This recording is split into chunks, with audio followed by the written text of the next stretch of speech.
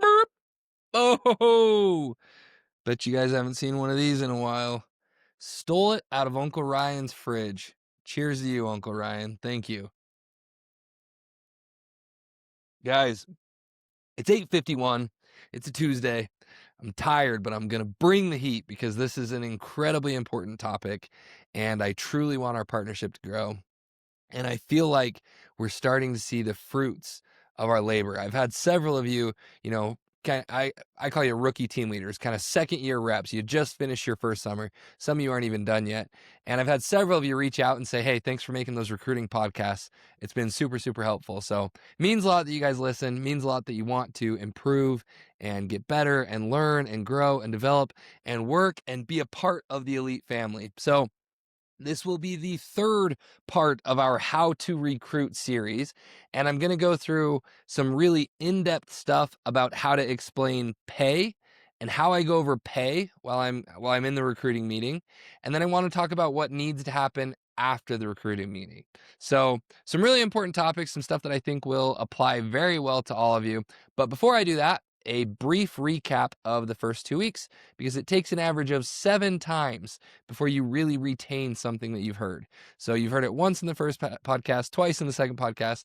This will be time number 3. I'm going to keep doing a quick recap. So in the first podcast, the first thing that I talked about was building your 100 names list. Now, funny enough, this is like the easiest, lowest hanging fruit, and a lot of you still haven't done it.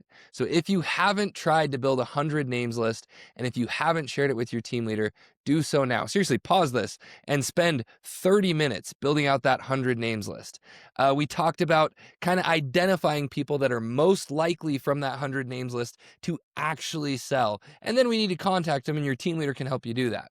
I talked about the idea of you're never just buying bananas. If you go to the grocery store, if you go to the car lot, if you go to buy, anything and everything, if you're home for a family reunion, if you're at your mission reunion and your buddies welcome home, you're never just buying bananas. Everyone that you meet has potential to turn into an incredible recruit. And guys, a lot of these situations are so random. I met and did a podcast for Aptiv with a kid the other day who he switched over to Aptiv this summer and he crushed it from the grid. It was awesome. But he got recruited in a Target checkout line. And that kid has gone on to do $400K in personal sales 2 summers in a row and have a $3 million downline. And he literally got recruited from a Target checkout line. The guy standing behind him said, dude, you look like a stud. It's nice to meet you. They started making small talk. And sure enough, the guy goes, hey, have you ever looked into sales? And that's how he got recruited. And this is a $3 million downline. Imagine if you meet someone in the Target self-checkout line and they go on to become a $3 million downline for you. The income opportunity is just incredible. You're never just buying bananas. I talked about staying planted and optimistic when people ask you how your summer experience was. You've got to tell them it was amazing. You've got to tell them, yeah, it was hard, and be honest about your experience. But man, it changed my life. I learned so much. I loved the people I worked with.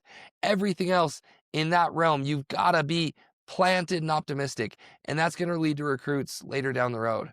We talked about the ABCs of recruiting, the amigo, the business person, and the closer, and how especially right now, your principal job is to be the amigo and get them in the door. Now, I'm slowly trying to teach you guys what I do in the first meeting and how to do it, and that's why I'm going to go over how I explain pay, because I want you guys to learn this stuff, and I want you to be thinking about it, because your goal should be to transition as quickly as possible into the business person and the closer, because that's where a ton of the money is made, and that's where a ton of the value is found. We talked about the recruiting tree and how you need to go to your team leader first, then your divisional manager, then your regional. You can't just go right to the regional because you kind of miss out on those stops, and those relationships are very, very, very important. Talked about building a personal brand and how the best time to plant a tree was yesterday. The second best time to plant a tree was today. And so if you haven't started building a personal brand, please do so. Some people in our partnership that I really admire, and I think they've done an incredible job of this. I see the McKenna Halls. McKenna spent a ton of money and a ton of effort and a ton of time building out her personal brand, and she reaped massive rewards from it this last year. I look at Aiden Parent. I look at Andrew Miller. I look at Ryan Myers. I look at Andrew Myers. I look at Mark Wilmore. I look at all these people who have built this personal reputation and brand, and now they're seeing dividends from it. I shared the story of Jarek Harris and how Jarek came to work with us specifically because I had a killer personal brand. And that paid off in a huge way because Jarek's like the coolest guy I've ever met. But financially, he's also a stud and he's going to grow the partnership. So build a personal brand. Excuse me. And then I talked about how recruiting is the ultimate time multiplier. And even if you're the best salesman in the world, there comes a point where you can't sell anymore during the day. You just can't. There's only 16 light hours a day. There's only, maybe 9, 10, 11. You could knock 12 months, but it's going to be difficult. Recruiting allows you to multiply your time. It's literally impossible that someone goes out and sells $30 million in a summer by themselves. Just not going to happen. Our group, our partnership did $30 million in revenue this summer because of the network, because of the downline. That's allowed me to multiply my time far further than I ever could have myself. Recruiting is incredibly rewarding. It's fun, it's enjoyable, it teaches you a lot. You grow from it, you benefit from it, and you help other people. That's one of the principles that I think I reiterated it in both the first two podcasts, but I want to make sure it's crystal clear in this one. You have to believe in what it is that we're doing. Why am I a good recruiter? I'm a good recruiter because every time I talk about what this job has given me, I get like emotional. Excuse me, I shouldn't be drinking Red Bull at 9 o'clock at night. I get like emotional because I recognize what this job has given my family and I'm grateful for it. And no, it's not for everyone. I've met a lot of people who didn't like it or weren't good at it, but it's changed my life and I believe in it. And I meet with young hustlers on the regular. Think about Adam Tillman and the first time I talked to him, and I get emotional. The guy came out, he was our top rookie, got engaged, married a beautiful girl, came out, was our top sophomore team leader. Like, man, bought a duplex, bought his dream truck, bought a couple ATVs, gonna invest in more real estate. He's on top of the world. He's crushing it. And I see what the job has given him, and it is so rewarding. And I believe in it, and I care about it, and I want to do more of it, and I'm excited about it. So how do you become a better recruiter? You get more bought in, and you be willing to share this opportunity because it is incredibly, incredibly rewarding. And I believe that everyone should at least try it. I really think that. Once in a while, I meet somebody who I'm like, yeah, you probably shouldn't try it. You wouldn't be good at it, or you've got your own awesome thing going. But everyone else, I'm like, you should try it. This job is amazing. And that's how I'm able to become a dynamic recruiter. Okay, now a recap of the second podcast that I did. This is last week. And guys, I hope you've watched both of those. If you haven't, go watch them because they're important. So in the second podcast, I reviewed how I kind of go about the first meeting. So I talked about how the first 5 to 10 minutes, you want to authentically get to know the person. So I'm chit-chatting, I'm asking them about sports, I'm asking them about what they do. And the whole time I'm listening and thinking, how can this job relate to this person? What could this person want out of the job? And I'm actively listening. I'm engaging in the conversation. And typically, I'll share some sort of really short but relatable story about something similar that I've been through, or I've had happen to me, or I've experienced, and how it relates to me, appreciating the job. And so I kind of use that to transition into it. I'll also say something like, hey, I really want to respect your time and explain to you everything that we're doing. It's a lot of information. So if you have any questions, please stop me. Or do you have anything specific that you're looking to find out before we jump into things? Another awesome question that I'll ask him is, well, dude, obviously you're at least somewhat interested in the job because you're sitting down here with me, but what is it about door-to-door sales that makes you interested? Or why would you do this job? What would you want to get out of it? So I'll kind of frame some kind of question like that, and I'll listen, again, actively listen, so that you know why they care about the job. Maybe they just want the skills. Maybe they want to get better at interviewing. Maybe they want the network. Maybe they don't have any friends and they want some friends. By and large, the most common and the reason I think most of us do this job is because we need money. And so usually that's what it is, and you can apply it to them. But why do they need money? Do they need money to go to school? Do they need money because they want to buy an awesome car? Do they need money because they want to invest in real estate? Relate the job to whatever it is that they need. Talked about keeping it clear and simple. Who we are, we're Aptiv, we're the fastest growing pest control company. We have proven systems, elite culture. What do? We do door-to-door sales. It's a high earning, skill building, community-based job. Why does it matter to them? What are they going to get out of it? What's the financial upside? Can they get personal growth? What are they going to get out of it? And then we talked about the 3 Ps, okay? And this is perhaps the most important part. You got to talk about the pay, how incredible the pay is. You got to talk about the personal growth, how amazing the personal growth is, and how even if they didn't get paid, they should do it for the personal growth. And then the one that you got to hit on and hit the biggest home runs with is the people, and talk about how the people and the community and the network and the group that you go out with is worth more than anything else in the world. And you got to authentically believe that. And if your group isn't that, let's find a way to make it that, because this group is full of incredible, amazing people. And that is the best closing point for these guys is, look, you're going to get to be surrounded by the best of the best. And that's why you should do this job. You got to hit on the 3 Ps. Then we talked about keeping it interactive. Ask questions throughout.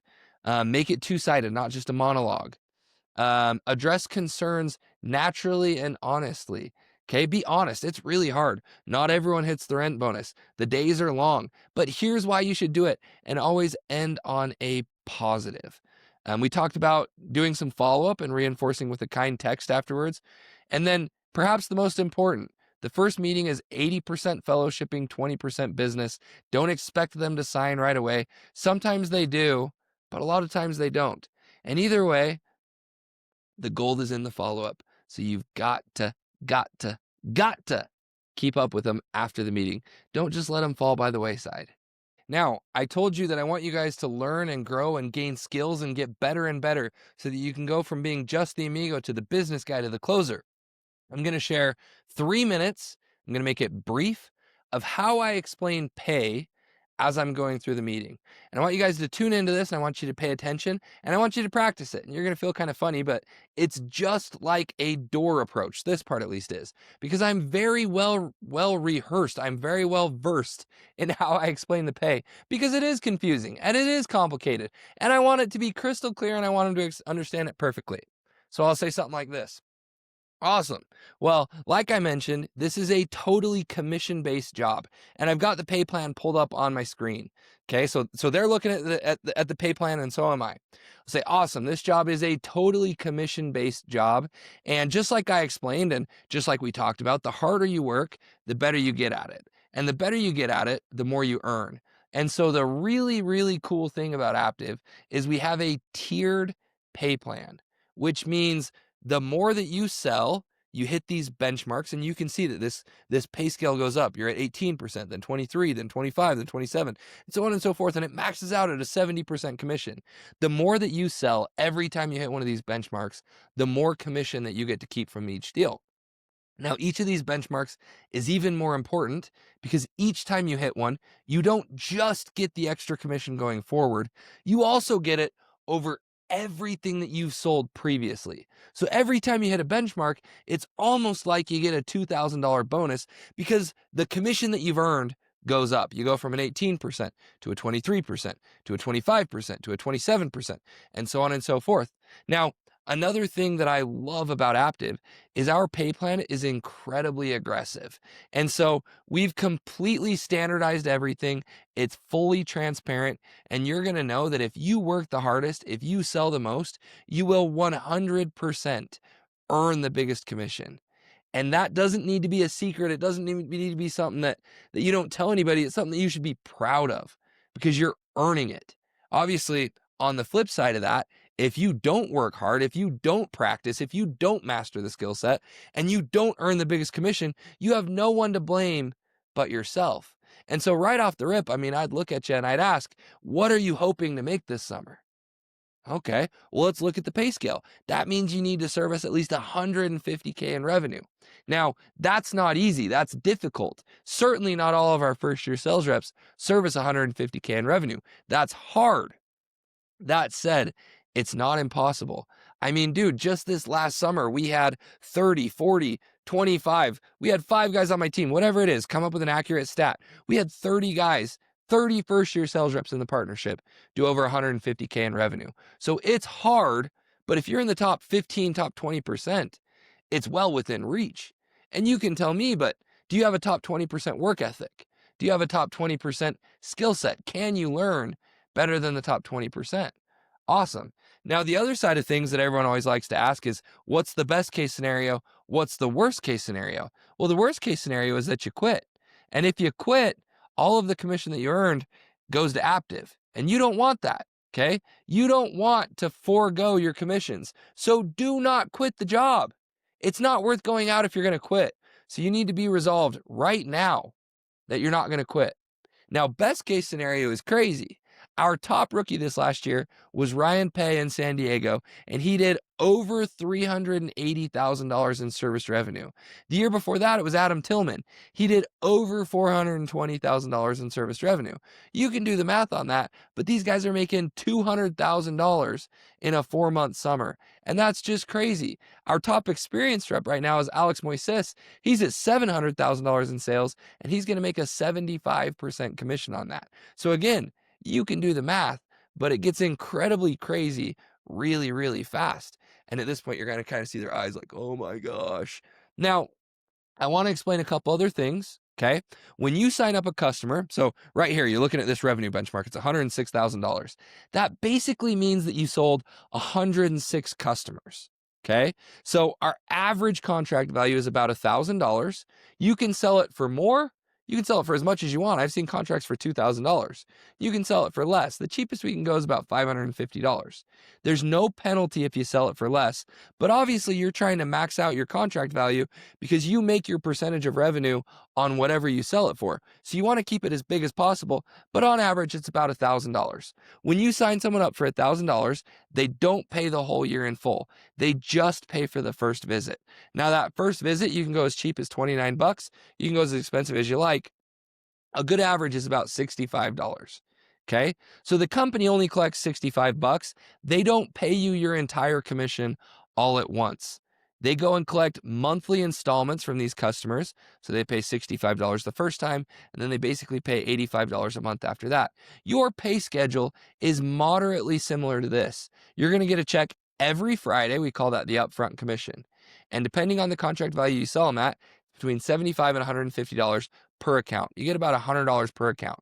So if you do 10 accounts your first week, 10 accounts your second week, it's $1,000, $1,000. Okay? Those are your upfront commissions. Now, just like we talked, though, you're making a percentage. Maybe you make a 40% commission. Of $1,000, that's $400. So if you've only been paid $100, you've only been paid 25% of your commission. You get back-end checks after Aptiv has collected several months worth of revenue. So in September, here in just a couple weeks, you get 50% of what you're owed minus what you've been paid. Okay, so if you make $50,000 and you got paid 10 grand during the summer, 50% of $50,000 is 25 grand minus the 10 grand that you got paid during the summer, you get a check for $15,000. You get 10% more in October, you get 5 grand in October. You get 10% more in November, you get 5 grand in November. You get 10% more in December, 5 grand in December. And then you get 5% a month after that until you're paid in full. So January is 85%, February is 90%, March is 95%, you're paid 100% in April. Now, they do this so that they can collect these paychecks from each of the customers every month. And also because you're probably not going to be knocking a whole lot between, October and April. And so they don't want you to go broke. They want it to last you. They want you to get a monthly paycheck, which is an incredible and amazing thing. The other reason they do this is if a customer cancels, okay, you're selling a contract, you're selling a 1-year agreement. If a customer cancels, you do not get paid on that contract. So if you want to get paid on $100,000 in revenue, realistically, you probably need to sell 20 to 25% more than that. You probably need to have $125,000 in service revenue. We try our darndest to make sure that everyone pays, everyone goes through on their commitment. But obviously, it's door-to-door, high-pressure sales. You're going to have people come behind you and switch them over. You're going to have customers who can't make their monthly payment. You're going to have customers who simply just cancel their credit card and don't respond. And Aptiv fights tooth and nail to keep those customers paying because, in fact, Aptiv doesn't really make money on the first year. They only make money if they stick around for year 2, 3, 4, 5. So they want these customers to stick around worse than you do. But inevitably, you're going to have some fall off. Does that all make sense? And again, this is a ton of information, so don't feel bad asking questions. Okay, so that's how I explain pay. It's incredibly honest, incredibly transparent, and really motivating and captivating and gets them excited. And I asked them where they wanted to end up on the pay scale. So it is a lot of information, but that is very, very, very important. And I explain it basically the same way every single time.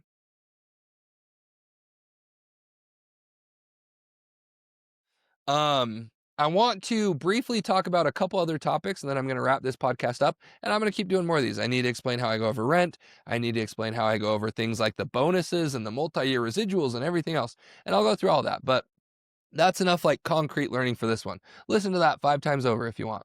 Okay, bullet points that I wrote down. The snowball effect. The hardest recruit is the first recruit. The second hardest recruit is the second recruit. The third hardest recruit is the third recruit. Every time you get a new recruit, your snowball gets bigger and it gets easier and easier and easier. And that's why you'll see some guys this recruiting season sign 75 people and some guys only sign 1, because the person who figured out how to sign, 2, 3, 4, 5, 6, 7, it just gets easier and easier, because all of a sudden you have this army of people who you can incentivize and you can entice to also create a 20 names list, to also bring their cousin in the door. And they're excited about the job and they're talking to people about it and they're introducing you to people. And so it gets easier and easier. But you got to get that first one. Don't be afraid to get someone in the door.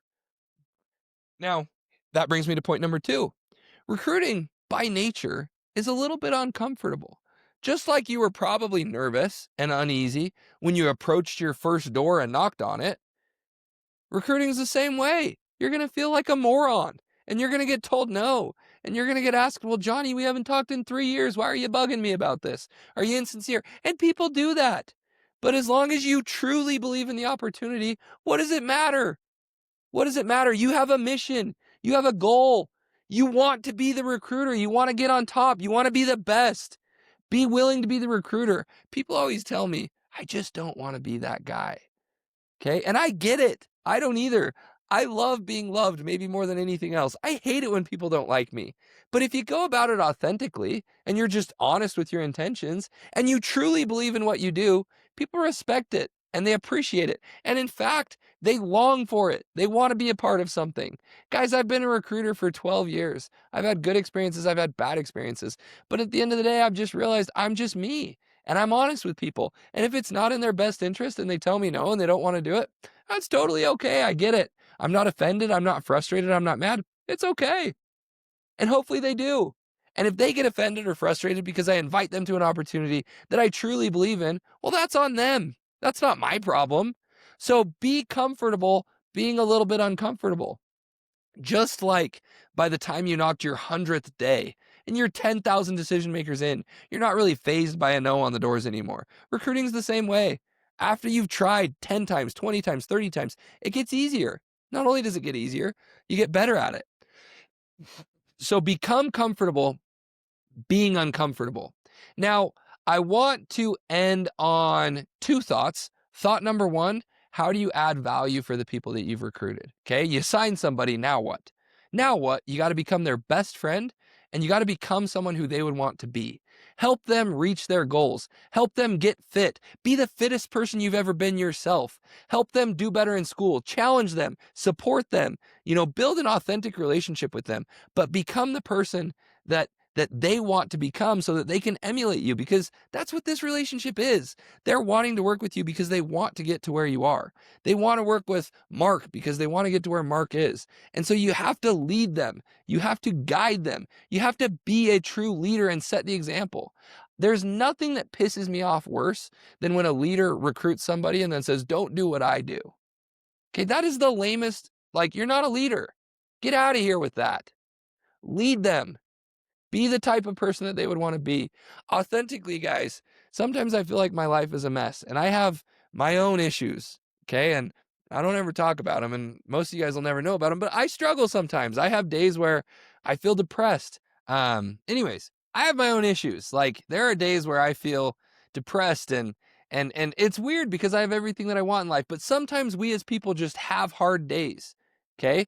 But I think the thing that I'm most proud of in life, the thing that I'm, someday when hopefully not soon, but someday when I'm at the pearly gates and I'm looking God in the eyes, I want to be able to say, honestly, I tried my best.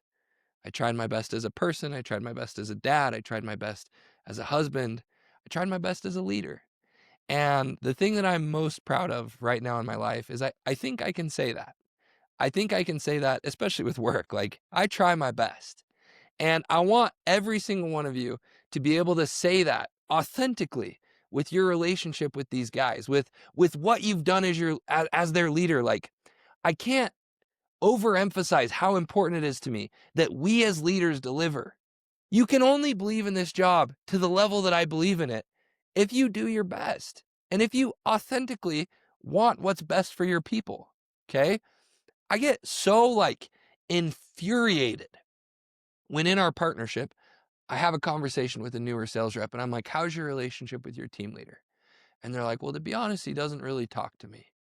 Or to be honest, she's never trained me. To be honest, I have a really hard time getting a hold of her. That just infuriates me because it's our job as leaders to deliver. If you're not going to deliver for your people, don't recruit them. Send them to someone who will, because that is the most important part of the equation. It doesn't matter how well I do my job if you as the team leader don't do yours. We got to deliver for people. And guys, maybe I was a little too deep there. Sometimes I get rambling in these podcasts and it's late and I've had a little caffeine and I probably give a little too much information. I'm happy. I love my life. I'm so grateful. 97% of the time I'm good. But we all have those hard times. And the measure of who we are as a person is how consistent we're able to be even when we don't feel like it. How much we can show up for those we've promised we'd show up for them, even when things aren't smooth and perfect. And so, just to be really clear with all of you, I expect greatness out of our leaders. I expect you to do more than you want to do. I expect you to work harder than you want to work. And I expect you to show up. I expect you to answer your phone. I expect you to give, offer, help, train, provide more value than you take from your people. That is our job. That is our duty. That is our opportunity. That's what makes what we do beautiful and special and meaningful and purposeful. So show up as a team leader. And that's the thought I want to end on. And it's two-parted, okay? I will never call this season that we're entering the off season. I will never call it that. I will call it the recruiting season. I will call it the growth season, because it's not an off season. It is equally as important, if not more important, than what you just did during the summer. And not just from a recruiting aspect, from an everything aspect. You guys should be so busy. I talked about this in the first podcast, but you guys should be 80 hours a week, in college, doing extracurriculars because you want to go to med school and you want to be the world's best doctor. And if you're not going to school, you should be 80 hours a week recruiting. You should be starting a social media company and building a brand. You should be, flipping cars on the side. You should be learning about real estate. You should be mastering a new language. You should be, whatever it is, you should be incredibly busy. And I will be infuriated if I see any of our sales reps, any of our leaders, anyone coming back to work with Elite who is not trying to become their best version of themselves this growth season. Because guys, you get one chance at life. You get one opportunity. You get 1 year of being 20 years old. You get 1 year of being 21, 1 year of being 22, and you never get it back. And if we don't capitalize on this opportunity, that will echo and reverberate and we will regret it forever. And so I'm serious when I say this. Buckle down. I'm in the office every single day, Monday to Friday. I'm here. Okay. 10 a.m. I'm here. 6 p.m. I'm here. 8 p.m. Often I'm here. I go home for dinner. I come back sometimes. That's what I did tonight. Once in a while, I leave and go golf and it's a ton of fun. And then I come back and I work hard. And when I'm not working on active stuff, because even for me, I'm not in 80 hours of meetings a week. I'm doing real estate and I'm working as an agent and I'm learning about how to develop properties and I'm learning about social media and I'm looking at buying a car dealership because I'm like, I should be busy. I should be doing more than I'm doing. I should be more successful than I am because I want the most out of this life. And hopefully I'm not crazy and hopefully you guys see the good in this message. I do the same thing as a dad. And it drives Emma crazy because the kids are off school on Friday. And so Friday afternoon hits and I'm off work and I'm like, we better be going and doing something crazy. And Saturday hits and I'm like, there's zero chance that I'm sitting in the house and watching TV. We're going to the cabin. We're going hiking. We're going to Green Canyon pools. We're going boating. Whatever it is, we're doing something. because I want to be the best dad and I want my kids to look back and have incredible memories someday. And Sunday hits and we're going to church and then we're going to do something because we get one chance. We're spending time with family because that's what matters. Guys, I just I like aggressively and passionately and I mean I'm too intense with how much I want this. I want this group to win. And that's what it takes to win. It takes being exceptional. It takes greatness. It takes being comfortable with the uncomfortable. But every single one of you has it in you. Become the best version of yourselves. Alex Moises had an hour-long conversation with him the other day, and I loved hearing how tormented he is by what he's had to give up to accomplish what he's accomplished this summer. No one has given, I won't say no one, who knows, we all have our own unique situation, but Alex has given as much as anyone, and it torments him because he's like, dude, I don't even know who I am anymore. All I know is work, but I have to hit this goal. And I'm proud of him for that. I'm so proud of him for that. And he's growing and he's becoming just this polished, amazing salesperson because of it. And after that, he's got to work on becoming an amazing, polished leader. And then he's got to become an amazing, polished recruiter. And he's got to become an amazing, polished, person and citizen of the United States of America, because the world needs more great people. And in order to become great, you've got to do great things. In order to become great, you've got to be okay with the uncomfortable. You've got to sacrifice. It doesn't just happen. You're not going to recruit an army of 80 by playing Fortnite until 4 a.m. It's not going to happen. I like Clash Royale a lot too. But guess what? I've gotten 0 recruits from Clash Royale. 0. I'd love it if one of you did. Someone get a recruit from Clash Royale. That'd be cool. Work hard. Give your best. Believe in what we do. I love this team. I love all you guys. I promise I'm going to keep working hard. I really want to be the best version of myself so that I can be the leader that you guys want to emulate and you want to follow. I hope that each of you know how important it is to me that you reach your goals and that I help in whatever way that I can. I love this team. I'm proud of what we do. Let's get after it.